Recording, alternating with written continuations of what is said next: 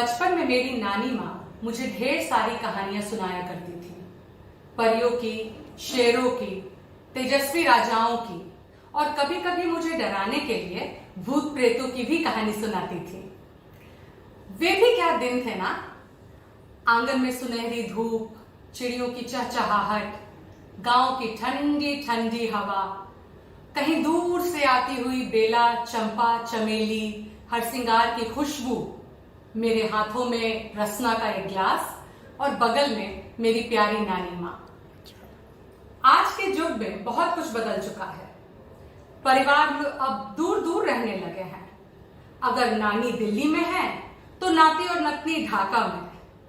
लेकिन इस युग में भी एक कमाल का जरिया है कहानी सुनने का, और वह है आप सबका पसंदीदा YouTube। नमस्कार, मैं हूं विदिशा शाही और आज मैं आपको एक कहानी सुनाने जा रही हूँ, पंचतंत्र की कहानी। ना, भ्रमित ना हो, मैं आपको पंचतंत्र की कोई कहानी नहीं सुनाने जा रही, बल्कि मैं आपको यह बताऊंगी कि पंचतंत्र की कहानियों की श्रृंखला कैसे शुरू हुई।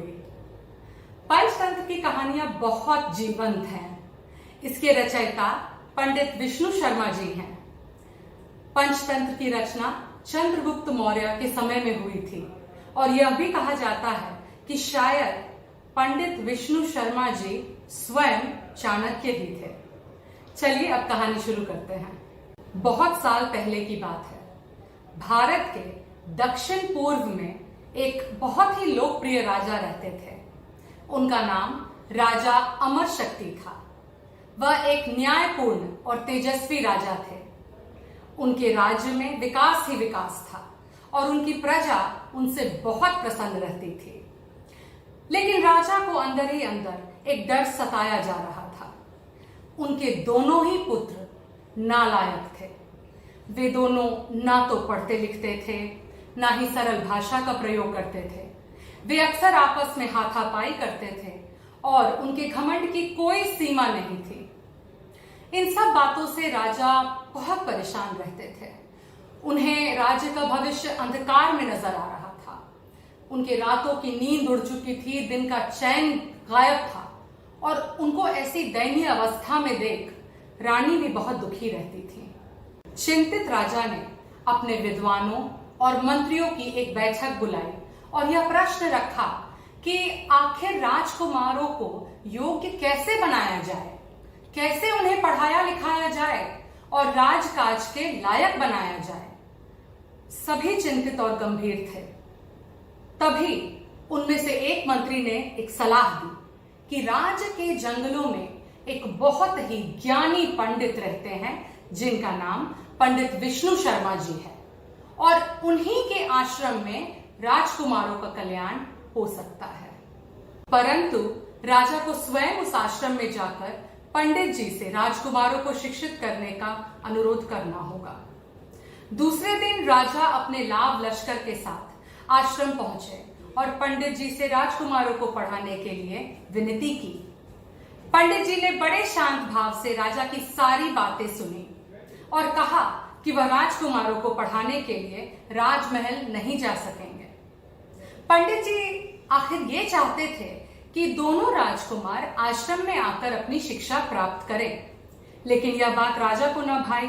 आखिर उनके पुत्र राजकुमार थे, वह आश्रम में कैसे रह पाएंगे। राजा उदास होकर अपने हाथी, घोड़ों और मंत्रियों के साथ राजमहल लौट गए। दूसरे दिन राजा के मंत्रियों ने उन्हें फिर समझाया कि पंडित विष्णु शर्मा के अलावा उनके पास और कोई रास्ता नहीं है। राज्य के भविष्य के हित के लिए और अपने मंत्रियों के सलाह से प्रभावित होकर राजा फिर लौटकर आश्रम गए और पुनः पंडित जी से अनुरोध किया और उनसे कहा कि वे दोनों राजकुमारों को आश्रम भेज देंगे। अगले दिन राजमहल में बहुत चहल पहल थी। राजकुमारों की यात्रा और गुरुकुल में निवास के लिए विभिन्न प्रकार की तैयारियां हो रही थी। लड्डू, मेवे, शाही गुलाब जामुन और हलवा बन रहा था। वहीं धोबी, खानसामा, सहायक और अंगरक्षक अपनी अपनी पेची बांध रहे थे।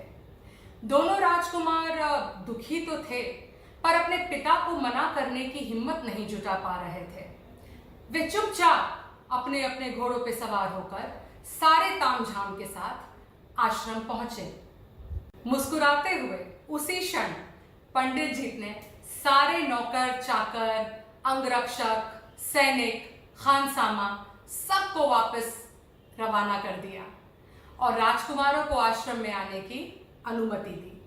अगले दिन ब्रह्म मुहूर्त में राजकुमारों को उठाया गया। ठंडे पानी से स्नान करके उन्हें गुरु के पास उपस्थित होना पड़ा। उन आलसी राजकुमारों के लिए यह बहुत बड़ी सजा थी। पंडित जी जानते थे कि इन राजकुमारों को पढ़ाना और लिखाना कोई आसान काम नहीं था।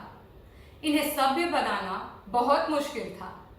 तभी उन्होंने यह फैसला किया कि राजकुमारों को पढ़ाने के लिए कुछ अन्य तरीकों का प्रयोग करना होगा, कुछ अन्य उपाय करने होंगे। उन्होंने राजकुमारों का ध्यान केंद्रित करने के लिए कहानियों के माध्यम से उन्हें शिक्षित करने की योजना बनाई। इसी योजना के फलस्वरूप पंचतंत्र की कहानियों का शुभ आरंभ हुआ। पंचतंत्र की प्रत्येक कहानी में एक नैतिक ज्ञान या आदर्श छुपा होता है। जैसे इस कहानी से हम सीखते हैं कि जहां चाह है वहां राह है। निश्चित रूप से आज के युग में इन कहानियों की अति आवश्यकता है। आप सभी को मैं यह सलाह दूंगी कि पंचतंत्र की इन बहुमूल्य कहानियों को जरूर पढ़ें या सुनें, लेकिन इन्हें विलुप्त न होने दें। धन्यवाद।